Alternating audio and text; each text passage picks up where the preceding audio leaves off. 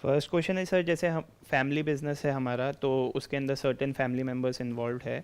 तो मेरा ऐसा मानना है कि मैं आगे जो भी करना चाहता हूँ कि मैं खुद के बेसिस पे करूँ। अगर मैं खुद का कुछ करता हूँ तो उससे मेरे को रिस्क मेरी होगी, जो भी अप्स एंड डाउन्स होंगे वो मेरे होंगे, तो उससे मेरे को वो बेनिफिट मिलेगा फैमिली बिजनेस के अंदर, अगर मैं उस टाइम पे जाता हूँ तो इसमें सर आपका क्या टेक है कि इज़ इट राइट कि we have a platform, we can take that, और we can start by zero? आपको अपना ही करना चाहिए, वही बेटर है। क्योंकि उससे क्या होगा कि आपको जो सीखने को मिलेगा वो आपको फैमिली बिजनेस में कभी भी सीखने को नहीं मिल सकता, क्योंकि वहाँ पर तो पहले ही आपके जो पेरेंट्स हैं और जो भी और एल्डर्स हैं वो सब बैठे हैं वहाँ पर। तो उन सबका बेसिकली एक माइंडसेट बना होता है ऑलरेडी कि ये सही है ये गलत है।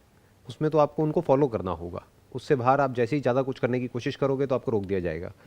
तो आप गलतियाँ नहीं कर पाओगे अगर यस उनके सर। अंडर काम करोगे। तो जब गलतियाँ नहीं करोगे तो सीखोगे कैसे? सीखेंगे कैसे? So business is all about making mistakes and learning from them as quickly as possible. मतलब बेसिकली छोटे छोटे रिस्क लेने होते हैं, छोटे छोटे स्टेप्स उठाने होते हैं। उसमें बहुत सारी ऐसी चीज़ें होती हैं जो गलत हो जाती हैं। तो पहले ये माइंड में सोच के चलते हैं, कैलकुलेशन करके चलते हैं कि अच्छा इतना हमने एलोकेट किया हुआ है, इतना तो डूबेगा ही डूबेगा। प्लस हमें ये भी पता होता है कि अगर इन 10 स्ट्रैटेजीज में से एक भी स्ट्रैटेजी क्रैक हो गई तो वो 10 के 10 एक तरफ और ये अकेला एक और एक तरफ, वो पूरी लाइफ के लिए आपको एक अलग डायरेक्शन में ले जाता है। आपको बिजनेस में कुछ बड़ा करने के लिए बहुत सारी चीज़ें नहीं चाहिए होती हैं, सिर्फ एक यूनिक स्ट्रैटेजी क्रैक करनी होती है। अगर वो एक स्ट्रैटेजी आप क्रैक कर सकते हो तो फिर ओवरनाइट सब कुछ चेंज हो जाता है। बट वो ओवरनाइट चेंज होने के लिए कई महीने कई साल लग जाते हैं। ये गेम है बिजनेस का। अब आपके पास में दो ऑप्शन है। एक ये है कि वो स्ट्रैटेजी जो ऑलरेडी आपके फैमिली बिजनेस में वो लोग क्रैक कर चुके हैं, मे बी 10 साल पहले, 20 साल पहले, 30 साल पहले, उसी को आप फॉलो करते चले जाओ। बट दैट मे और may not be relevant in today's world. Yes sir. Plus future पता नहीं उसका कैसा होगा स्कोप और ग्रोथ।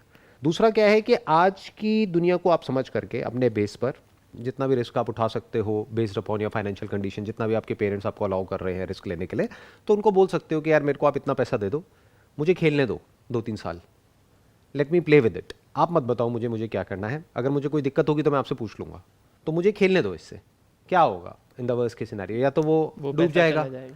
बट वो भी डूबेगा नहीं अगर आप स्मार्टली चलोगे तो। अगर ये बात आपको मेरी समझ आ रही है कि 10 में से एक ही स्ट्रैटेजी काम करेगी, मतलब 10 अलग अलग चीजें ट्राई करोगे तो 9 आपको पहले ही पता होगा कि वो फेल होने वाली है, बट ये नहीं पता कौन सी फेल होने वाली है, और ये नहीं पता उस 10 में से कौन सी चलने वाली है। हाँ बराबर। बट ये 9 जो फेल होती है ना, वो हमें कई बार लगता है फेल है, बट वो एक्चुअल में फेल नहीं होती, क्योंकि वो 9 सारी की सारी काम आ जाती है। एक ऐसा उस पॉइंट एक आ ही के जाता है, अंदर। वो जो भी आपने किया होता है ना उसमें कुछ ना कुछ सीखा होता है। तो वो जो 10वां होता है ना, वो 9 फेलियर्स के बिना हो ही नहीं सकता। मतलब कि अगर आपने वो 9 चीजें नहीं करी होती तो 9 चीजों को मिला करके 10वीं चीज नहीं बन सकती थी। हाँ, वो 9 चीज़ अगर कंप्लीट नहीं होती तो वो 10वीं चीज़ के अंदर अप्लाई नहीं हो पाती, और उस चीज़ का बेनिफिट अपन उस चीज़ के अंदर नहीं ले पाते। मतलब वो आप कर ही नहीं पाते इसको, एज सिंपल एज दैट। क्योंकि 9 से कुछ ना कुछ आपने सीखा ना, फिर वो जो सीखा वो कुछ भी हम लाइफ में सीखते हैं ना, स्पेशली बिजनेस में, वो काम आता है। पता कहीं नहीं होता कैसे काम आ जाता है, कहाँ काम आ जाता है, बट काम आता है। आपने कोई ऑनलाइन बिजनेस ट्राई किया, वहाँ से कुछ सीखा, फिर कुछ और किया, वहाँ से सीखा, फिर ऑफलाइन किया, वहाँ से सीखा, फिर शेयर्स का किया, वहाँ से सीखा। तो हर जगह से कुछ ना कुछ सीखा ना। बस क्या है कि कैरिड अवे नहीं होना है।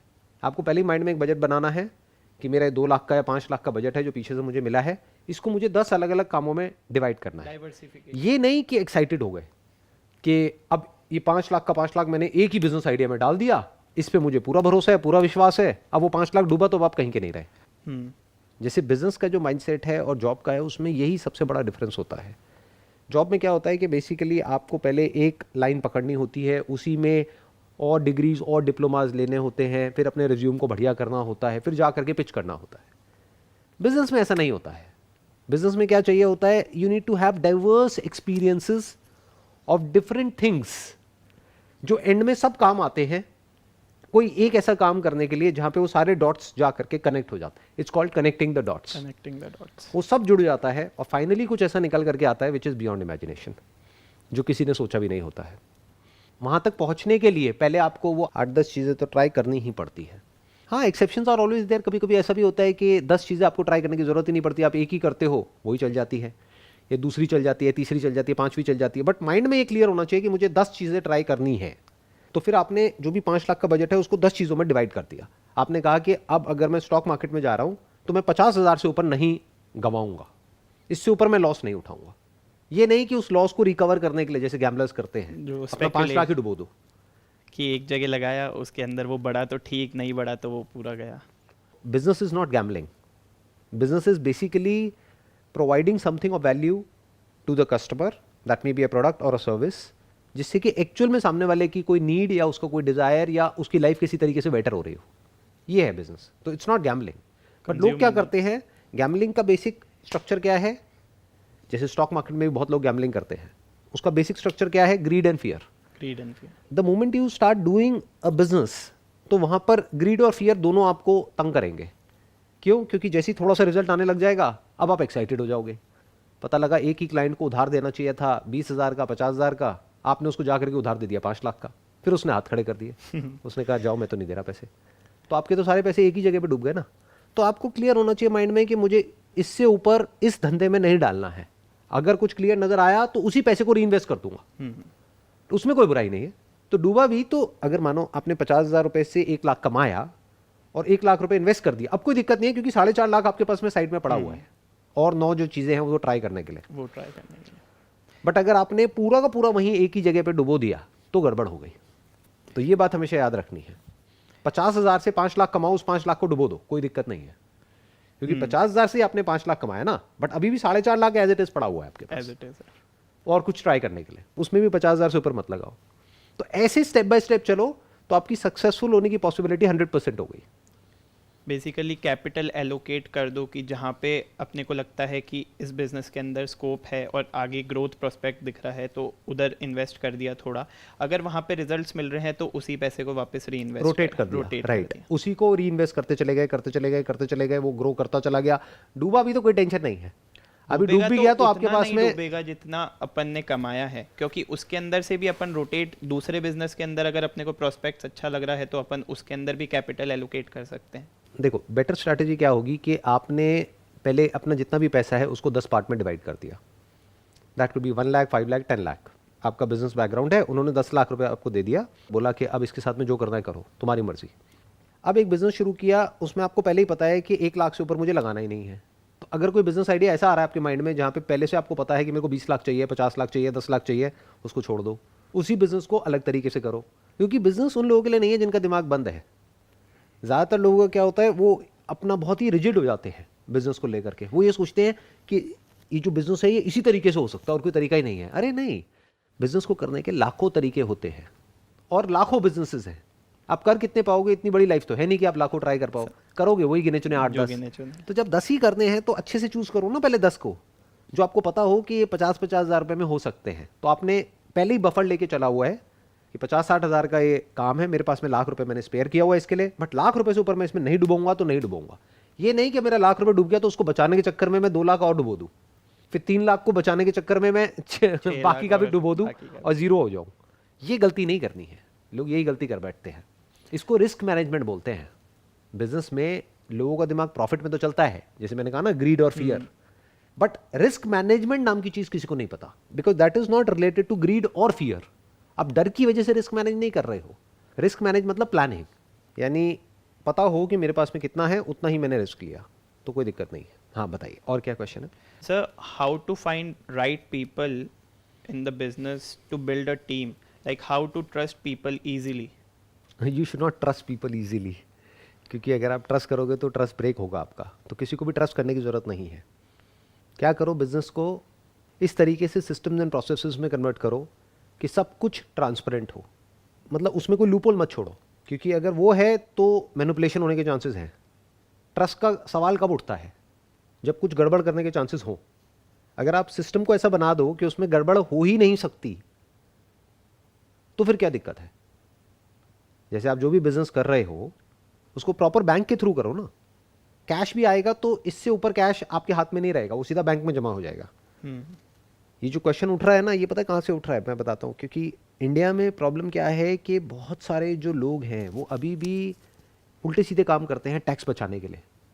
कोई बोलता नहीं है, बट ये फैक्ट है और सबको पता है। तो वहाँ पर सारी ये गड़बड़ आ जाती है ट्रस्ट की, क्योंकि आपको ट्रस्ट करना पड़ेगा। आप किसी ना किसी पे उसको कैश दे रहे हो और पता है वो कैश 2 नंबर का है। पुलिस में भी जाके बोलोगे तो क्या बोलोगे? क्या ही बोलेंगे? कौन सा पैसा लेकर के भाग गया? कहीं उस पैसे की कोई अकाउंटिंग ही नहीं है, राइट? तो वहाँ पर ये सारी प्रॉब्लम्स होती हैं। बट अगर आप ये कच्चा लालच ना करो, आप ये समझो कि बिजनेस आप कर क्यों रहे हो। Ultimately you are doing it for peace of mind, you are doing it for freedom. तो फ्रीडम का मतलब क्या है कि आपको उसमें इन्वॉल्व ना होना पड़े 24 घंटे। अगर आपको होना पड़ रहा है तब तो वो जॉब से भी बदतर हो गया ना, तब तो जॉब से भी गया गुजरा हो गया, क्योंकि जॉब में तो फिर भी एक वेल डिफाइंड है कि भाई आपको हफ्ते में इतने दिन इतना काम करना है। बट अगर 24 घंटे आप बिजनेस में ही लगे हुए हो, संडे को भी और छुट्टी के दिन भी, और हर तरफ यही देख रहे हो कि कहीं कुछ गड़बड़ तो नहीं हो रही है, वो पैसा इतना लेकर के जा रहा है, कहीं ये तो नहीं हो जाएगा, वो तो नहीं हो जाएगा, तो you are not an entrepreneur, basically you are kind of self employed, जो हर एक चीज़ को माइक्रो मैनेज कर रहे हो।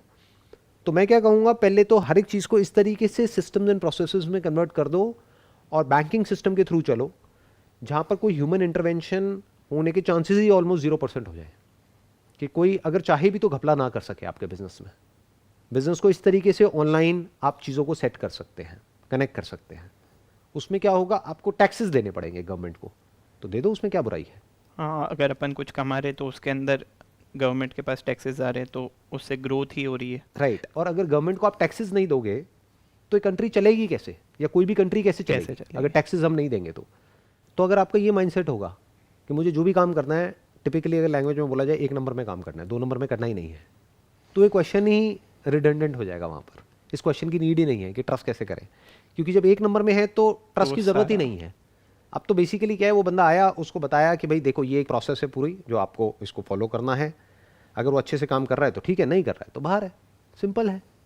उसको अगर ठीक लग रही है आपकी कंपनी तो ठीक है, उसको अगर वर्क एटमॉस्फेयर अच्छा नहीं लग रहा तो वो भी छोड़ के जा सकता है, तो विन विन हो गया ना दोनों तरफ से। Yes sir. अगर इस तरीके से आप चलोगे तो ये प्रॉब्लम्स नहीं आएंगी। तो ट्रस्ट की मेरे को नहीं लगता कि कोई ज़रूरत है। तो sir, first question, how to find the right people which they fit in the particular job. What is the definition of right people? आप राइट पीपल किन्हें कहते हो? सर, जो अपन ने काम डिफाइंड करा हुआ है वो एकदम सही से हो, जो वो बंदा करे या फिर जो भी वो बंदी करे वैसा। तो अब इसमें कंफ्यूजन क्या है? जो आपने काम डिफाइन किया है, अगर उसको अच्छे से करता है तो वो राइट है, अगर नहीं करता है तो वो राइट नहीं है। अब प्रॉब्लम पता है कहाँ होती है? मैं बताता हूँ प्रॉब्लम कहाँ होती है। हम क्या चाहते हैं, हमने उसको काम तो ये वाला दिया है, जिस वक्त उस पर्सन ने ज्वाइन किया हमने कहा आपको ये काम करना है, बाद में मुझसे 36 काम और करा रहे हैं और फिर हम कह रहे हैं कि अच्छे से नहीं कर रहा या अच्छे से नहीं कर रही।